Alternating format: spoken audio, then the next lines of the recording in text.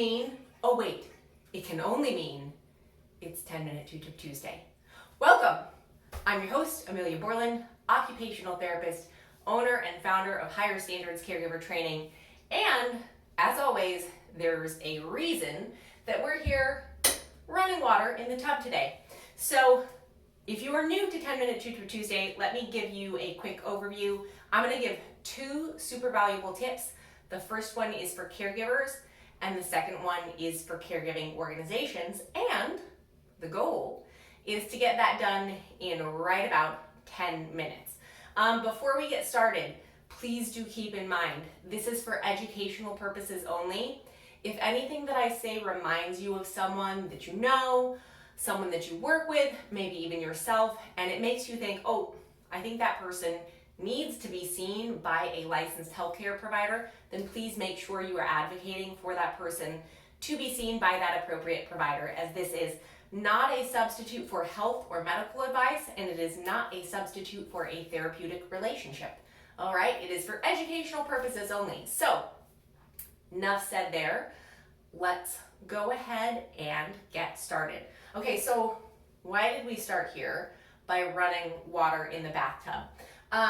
So this is something that we don't often teach caregivers about, even though it's really, really important. You know, we think a lot about falls and fall prevention, and of course, you've heard me talk about that, you know, forever now. And I talk about fall prevention all the time at events and things like that.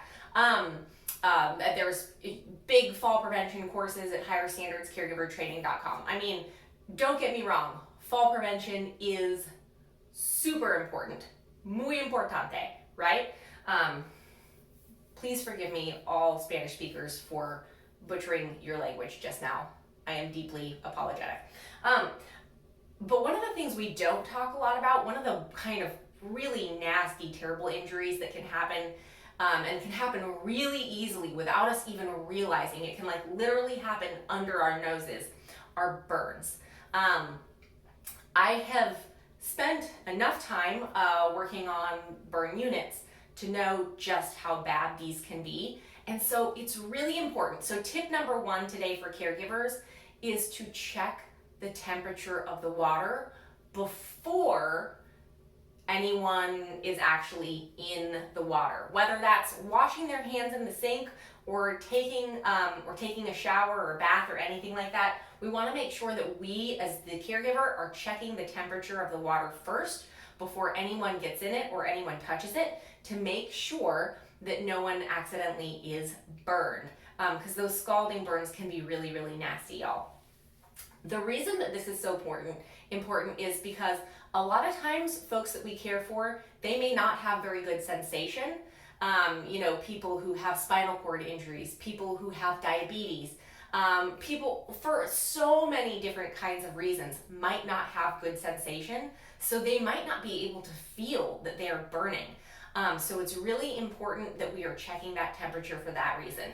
The other reason is sometimes we're caring for people who are not able to communicate on their own if they're in pain, right? If someone is nonverbal, if someone has aphasia, if someone has any kind of communication difficulty, or a cognitive impairment or anything like that, they may not be able to tell you that they're feeling pain. They may not be able to indicate that they're in pain and that they feel that burning.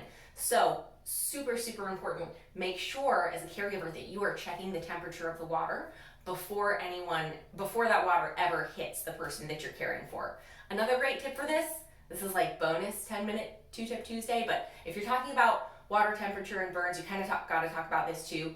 Setting your hot water heater to 120 degrees, no higher than 120 degrees. That can also help to reduce the risk of these types of burn injuries from occurring. Okay, so that was tip number one for caregivers. I think it was a pretty good one. I hope you liked it. Definitely really important because, as I said, burns are just super nasty.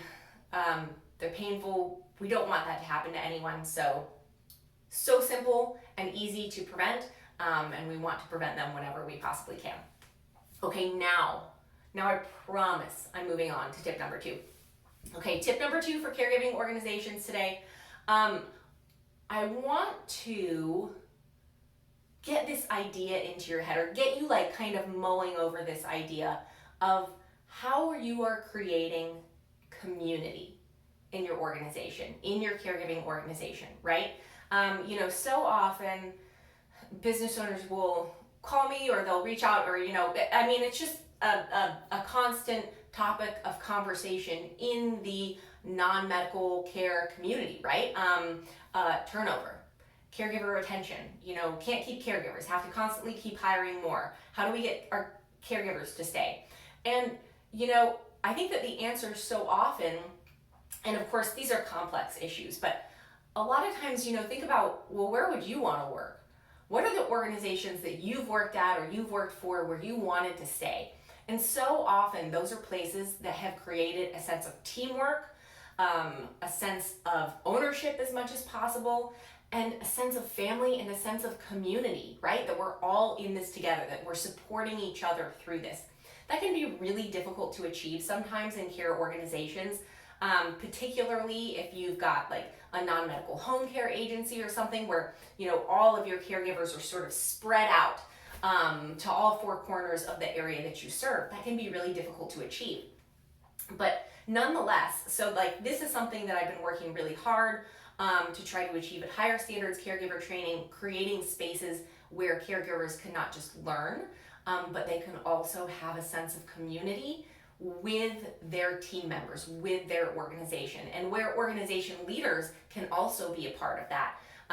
So that it's not just about having to log on and get things done, but it's also about logging on and sharing in something greater. And I'm very happy to announce that that is something that has finally been achieved at Higher Standards Caregiver Training. So super, super excited about that.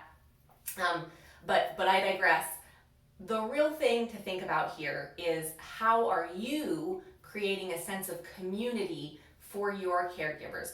Not just for folks who have been there for 5 or 10 or maybe even 15 years if you're lucky enough to have caregivers like that, but how from day one, from the moment someone is with you, are you creating a welcoming community that they're going to want to stay and be a part of? Okay, so that is it for me for today's 10-Minute 2-Tip Tuesday. Quick little resource mention here. If you are a caregiver for someone with Parkinson's disease, then you might want to check out the latest series that I just posted on the Higher Standards Caregiver Training YouTube channel. It's a 3-part series. It's specifically, and of course there's lots of Parkinson's caregiving kind of content there, but specifically these 3 courses are about constipation and Parkinson's disease, which of course, we don't necessarily want to talk about, but it can be a really big issue for folks who have Parkinson's disease. So if you are a caregiver of someone with Parkinson's disease and constipation is an issue, and there's a high likelihood that that's true, make sure you're checking out that new series on the Higher Standards Caregiver Training YouTube channel. It's there and available now. And of course, make sure wherever you watch 10-Minute 2-Tip Tuesday that you are liking, subscribing, following, and sharing with anyone who you think that this could be beneficial to, so that I can keep bringing you this great content. Hopefully you think it's great. Anyway, okay. I'm really bad at endings. You've probably noticed that. Terrible at them. All right, that's it for me, y'all. I will see you next week for 10-Minute 2-Tip Tuesday. Until then, please be healthy, be well, and most of all, take care. Bye, y'all.